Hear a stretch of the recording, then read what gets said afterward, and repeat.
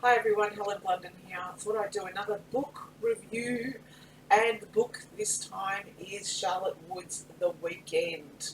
Now, Charlotte Wood is an Australian author. She's an accomplished one. She's got a PhD, a Master of Arts in Creative Writing, a Bachelor of Arts, and she was also the recipient of the Charles Perkins Grant, where they pay for a resident in, an artist in residence for their scientists and researchers. And this is where she got the ideas for this particular book. Now, I've not read any of Charlotte Wood's books, but after this one, I am sure to read more of her stuff. Now, The Weekend, what is it about? It is about three women, the friendships of three women, and these women are in their 70s. Now, if you're thinking it's going to be a book about old women, frail women, you're wrong.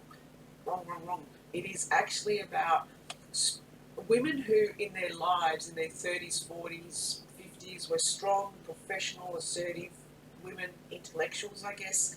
Um, and now they're in their 70s, they've had this 40 plus long year friendship, and they've come together to clear out the beach house of one of their other friends who had passed away. So there were four of them, and now with one of them gone, they're querying and they're, I guess, thinking about the value of that friendship, and they're kind of feeling unhinged, the fact that they're missing their friend.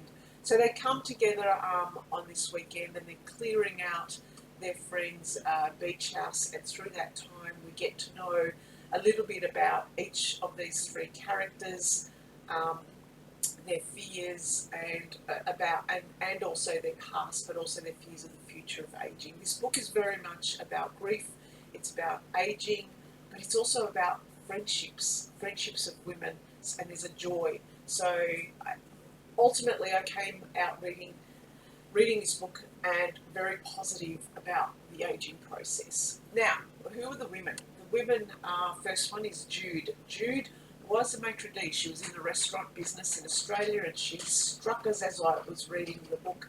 She struck me as if she was going to be played by someone in a movie, it would be like Helen Mirren. Um, and Jude is critical, she's judgmental, she's highly professional, she's got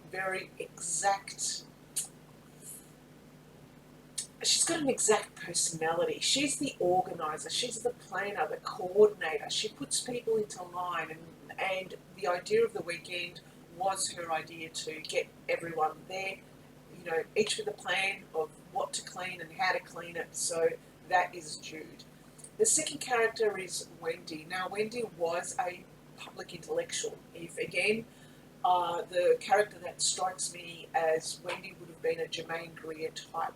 Someone in her 30s who could command presence, would walk into a room, people would know her. She wrote a book that is still one of the university texts for students, and so she's still living off the royalties of this book. So she strikes us as being well off through her, I guess, intellectual pursuits. However, that was in her 30s. When we see her now in her 70s, she's dishevelled, she's let herself go, she's overweight, she doesn't care about external looks, she doesn't care what other people think about her looks.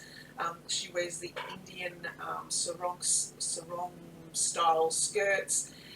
She's not put together, she's a bit unkempt as well. She has this dog. Now we'll come back to the dog. And the third character is Adele. Adele was an actress with very good talent, but she somehow feels as if her talent never really got her far enough in her acting career. Adele is the type of person that she looked after her health, she looked after her body, she looks good in her 70s.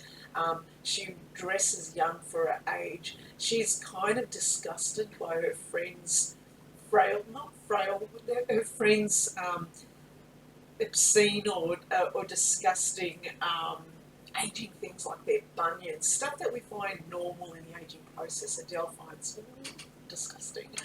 But Adele is someone who I can relate to. She's a creative. She lives life day by day, yet she's also fearful of her future. She just split up with her girlfriend of a year. Her girlfriend was in her 50s. And Adele is the type of person who is living day by day. She doesn't have money. She is scared that she might be homeless, so this also draws upon this theme of older women and homelessness. And she has this feeling that it'll all work out. Something will always come out, something will always work out. So as I was reading this book, I started to think to myself, which of the character am I drawn to? And in actual fact, I couldn't be one. I was all of them. I do plan at times. I do let myself go at times when I just couldn't give a shit about what people think.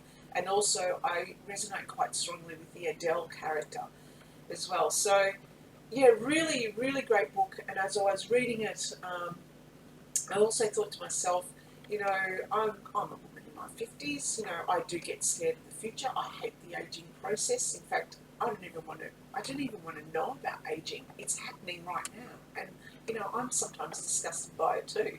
But I shouldn't be. And as I was reading this, I thought to myself, oh my God, my poor mum, is she feeling the same way that these women? You see, these women, I had to laugh. When women get together, we could be quite bitchy to each other. We had the book was all about different voices, so they would be scathing with each other, which is kind of typical for women friendships anyway. But there's also an undercurrent of trust and respect, and kind of like an acknowledgement that we're all human. We all have our pluses and our minuses, and that's just the way we are. And so I love this book because as I was reading it, you get an idea of the different voices of the women and what they think of each other, and how sometimes petty they were against each other, and how they would look to each other and the way they dressed and the way they acted, and they would think, why is she doing that?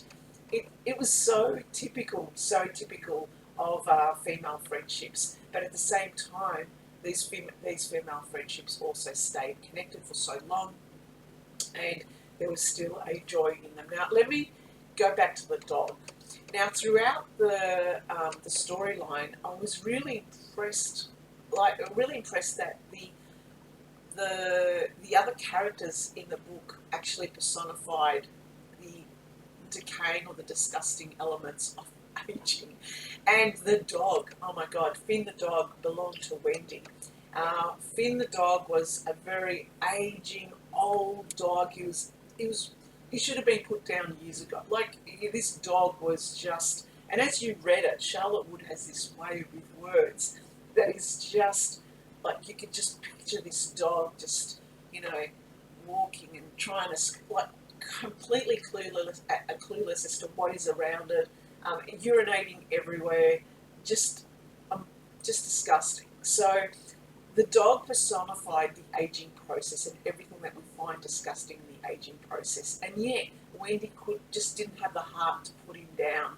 So she loved the dog so much. And so this book was very much what I found. This book was also about the grief, not just about their friend Sylvie, but the grief that Wendy felt when she lost her husband. And Sylvie had given her this dog that she loved and adored, but just could not put it down. Now, the dog itself was the tension piece in the book. Everyone would just look at the dog and go, oh my God, what is it? Like, it's disgusting, put it down, let it go, you should, this is awful, whatever.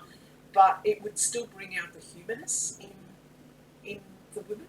And over time, it's the dog that actually kind of brought all the characters together. So very, very interesting concept of strong women who are now in their 70s. It's a story about friendship. It's a story about grief. There's also a couple of little twists which I'm not going to give away the plot line, but it's a book that has made me certainly think long and hard after it. I've explored also and checked out different podcasts, and I highly recommend a podcast by the ABC called Bookshelf, where they review and actually speak to Charlotte Wood, talking about the book and the characters in it. So I would highly, highly recommend this book. I would give it 5 stars. It's one of my top 5 reads of 2019, and this year I have read I think about 75 books so far. This would be definitely in the top 5. I would give it 5 stars simply because of the themes and the fact that Charlotte Wood has written about strong women, assertive, professional women, and what fears they face for an uncertain future in their 70s, but also the joy of female friendships and how they stand the test of time. Highly recommended for anyone really. Women in their 30s would definitely love this book. After all, women in their 30s, that's where we start to make our best friendships that would kind of last a lifetime, and that's actually mentioned in here too. So that is it for me. Please read the book. If you have read the book, leave the comments below as to what you thought about it. I'm now going to read her next book. Bye for now.